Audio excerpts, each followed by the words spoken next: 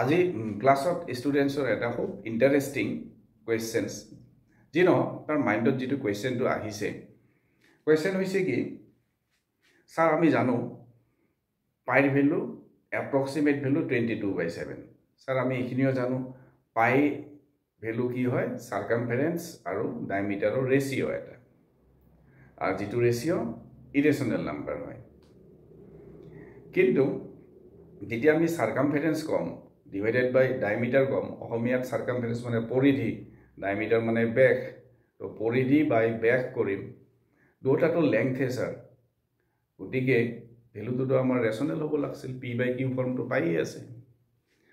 তো এই কথাষাৰত এটা বস্তু হি মিস কৰিছিলে যেটো কথা হৈছে কি বহুতৰ মনত হয়তো প্ৰশ্নটো আহে সাৰ্কামফাৰেন্স বাই ডায়ামিটাৰটো ৰেচনেল হ'ব লাগিছিলে কিন্তু পাই তথাপি ইৰেচনেল নাম্বাৰ কিয় তাৰ ৰিজনটো হৈছে এনেকুৱা আৰু 22/7 বা কিয় লোৱা হয় ৰিজনটো এনেকুৱা আমি যদি যিকোনো এটা সাৰ্কেল লৈ লওঁ ইয়াৰে সাপোজ এইটো ডায়ামিটাৰ এটা যদি আমি খুঁটা এডাল লৈ লওঁ এডাল খুঁটাৰে এই ডায়ামিটাৰটো জুখি ললোঁ মই এটা ডায়ামিটাৰটো মুছি দিছোঁ জুখি পেলাই ইয়াতে যেতিয়া মই খুঁটাডাল এনেকৈ জোখা আৰম্ভ কৰিম এই ৰাউণ্ড কাৰ্ভটো সাপোজ এইখিনিলৈকে আহি পাল 1 কৰি চালে হ'ল সেকেন্ড টাইম আহি এইখিনিৰ পৰা এইখিনিলৈকে আহি পাব এবাৰ সেকেন্ড টাইম আহি পাব 2 টাইমছ থাৰ্ড টাইম হয়তো এইখিনিলৈকে আহি যাব তিনিবাৰত এইখিনি কাভাৰ হৈ যাব এই এটা সৰু টুকুৰা ইয়াত ৰৈ যাব তাৰমানে আমি কি গম পালো গোটেই সাৰ্কামফাৰেন্সটো ডায়ামিটাৰৰ দি জুখিলে ডায়ামিটাৰ যেটো আছিলে যেটো লেংথ আছিলে সেইটোৰ সমান যদি লেংথ লৈ লোৱা হয় 3 হোল তাৰ মানে 3 প্লাস আৰু কিবা এটা পাৰ্ট ৰৈ যাব এই যেটো পাৰ্ট ৰৈ যাব এটো সাপোজ এইটো সাৰ্কেলৰ ডায়ামিটাৰ আছিলে ইয়াত যদি আমি 7টা টুকুৰা কৰো 1 2 3 4 5 6 7 যদি আমি 7 টুকুৰা কৰো ইকুৱেলি আৰু এই স্মলাৰ পাৰ্টটো আনি যদি ইয়াৰ লগত মিলাই দিওঁ আমি দেখা পাম ইয়াতকে অলপ বেছি ইয়াতকে অলপমান বেছি কাৰণ এই টুকুৰাটোৰ লেংথ ইয়াতকে বেছি কাৰণ এই পাৰ্টটো হৈছে 1/7 তকে বেছি গ্ৰেটাৰ তো আমি কৰো কি তো 3 প্লাস আৰু এটা কথা কনফাৰ্ম এই যেটো part year length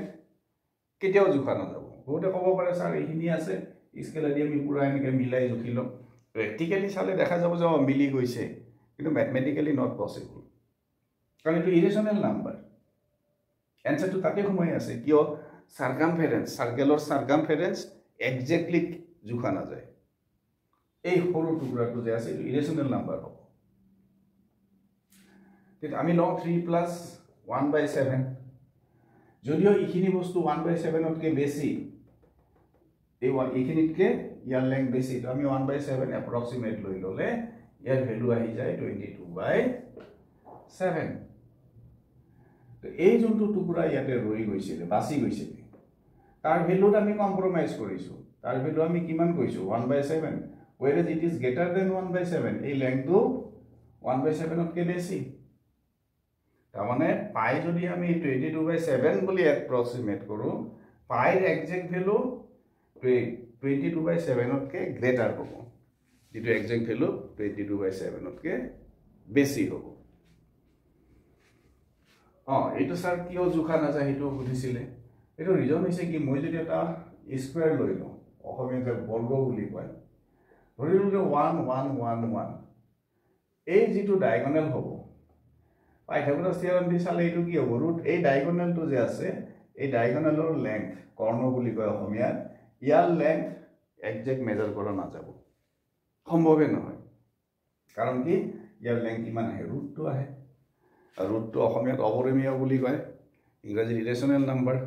so exact measurement is not possible